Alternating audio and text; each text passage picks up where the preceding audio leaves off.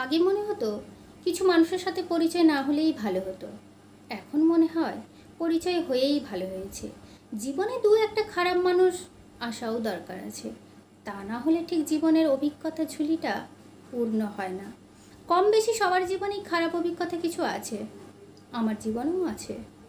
দেখেছি খুব সহজ সরল হয়ে কাউকে আপন করতে গিয়ে সে তো আপন হয়নি, উল্টে আমাকে আঘাত করে গেছে, স্বার্থ মিটিয়ে বদনাম করে গেছে শেষ পর্যন্ত।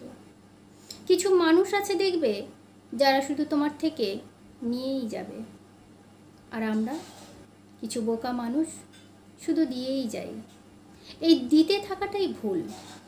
চাওয়ার অতিরিক্ত পেতে থাকলে মানুষটাকে তখন আর কেউ মূল্য দেয় না, মূল্য পায় তার থেকে পাওয়া জিনিসগুলো। আসলে মানুষ পেতে পেতে এক সময় এই পাওয়াটা তার কাছে অধিকার হয়ে দাঁড়ায়। বাস্তব অভিজ্ঞতা থেকে বলছি, আমিও হেরেছি স্বার্থপরতার কাছে। যখন নিজের জীবন দিয়ে দেখি তখন বুঝতে পারি মানুষ কীরকম স্বার্থপর হতে পারে। বুঝেছি দুর্জনের ছলের অভাব হয় না। মিথ্যা কথা বলে শুধু সুন্দর অভিনয় করে গেছে কিছু মানুষ।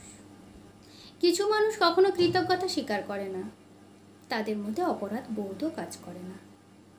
স্বার্থপরতা যাদের স্বভাবে তারা কখনোই বদলায় না, তখন নিজেই নিজেকে বদলে নিতে হয়। মাদুর পাতা থাকলে সবাই বসতে চায়, তাই বোধ হয় কখনো কখনো মাদুর গুটিয়ে রাখতে হয়।